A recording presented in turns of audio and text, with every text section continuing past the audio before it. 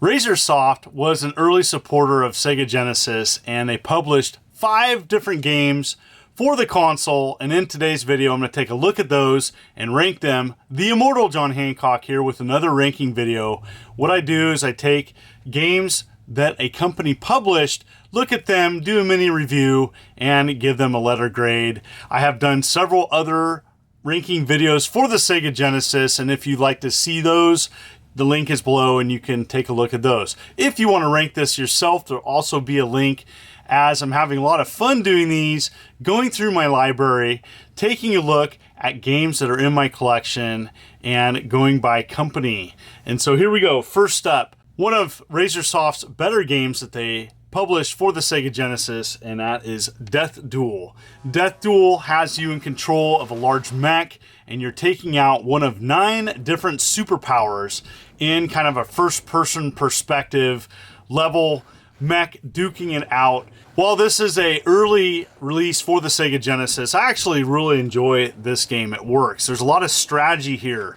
You have to use your ammo sparingly. You can't just spray and pray. You have different weapons. You have to look for weaknesses in each of the creatures that you are attacking.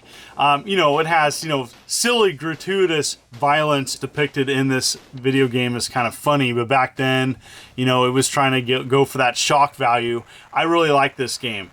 As you progress, you're able to upgrade different weapons.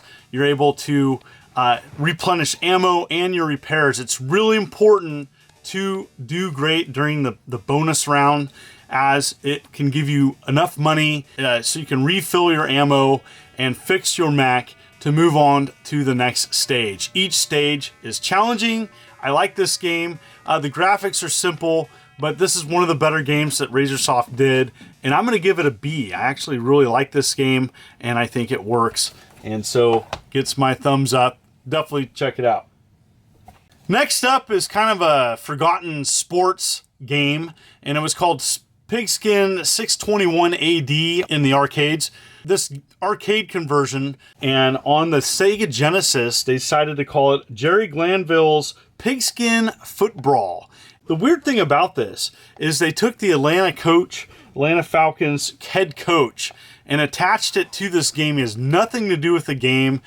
Back then it was just, hey, let's attach a known sports figure and attach it to a game and sell it that way. And Sega Genesis did this quite a bit. So, what do I think of this football kind of hybrid? It's part rugby, part football, part caveman games. This game to me is just okay. It's not Arch Rivals. It's not NFL Blitz. I'm going to play Mutant League Football way over this, or Tecmo Super Bowl, or Madden. For a football game, it's a little rough around the edges. It's kind of confusing on what's going on. The action is fast. There's a lot to do in this. There's a lot of cool things on the field. I think this game works more with 2 players. As a single player, I think it's just okay. It got a little monotonous. Well, there's a few options that you can mess around in the options settings. This one didn't really do it for me. It's just a little rough. I would rather play another sports game. The Sega Genesis had so many sports games on it, so mediocre ones for me are not worth my time.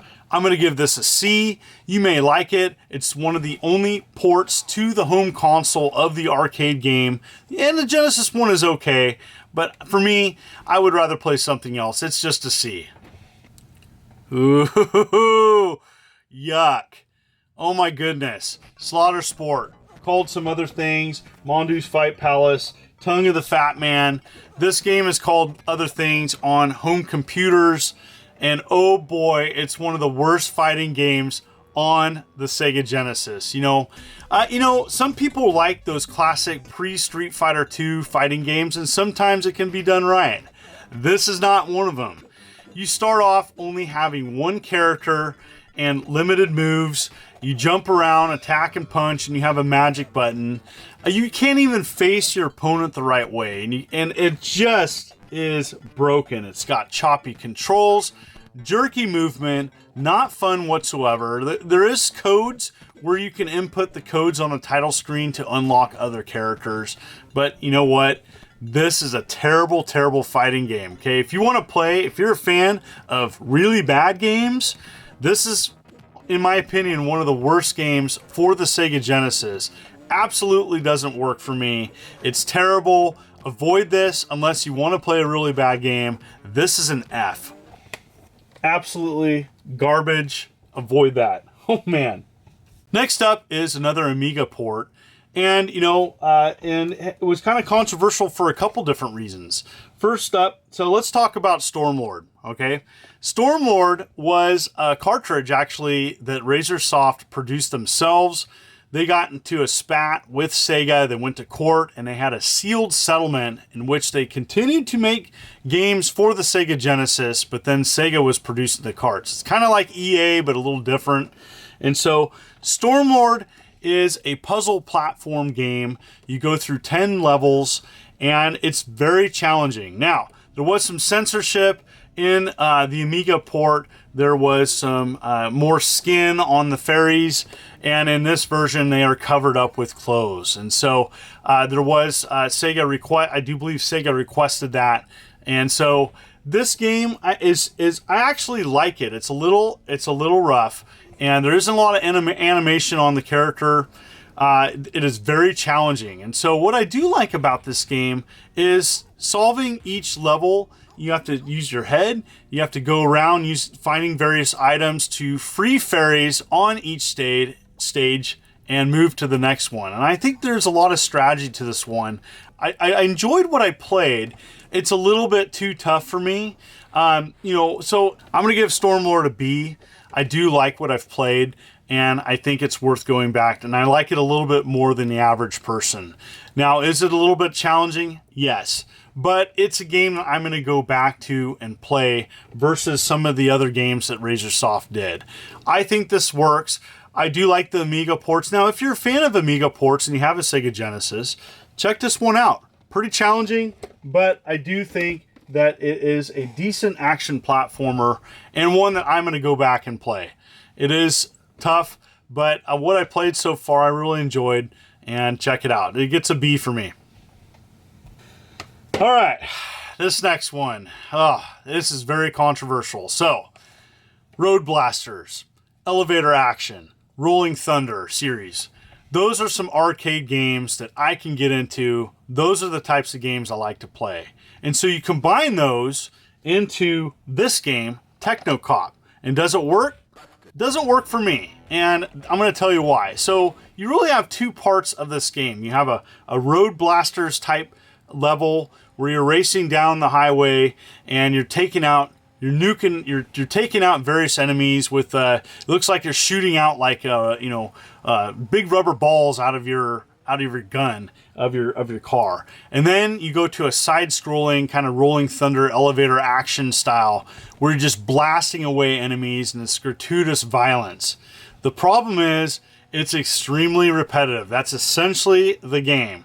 You drive, you then stop, you go pull over, and then you get out, side-scrolling level, catch a baddie, next stage, repeat, rinse and repeat.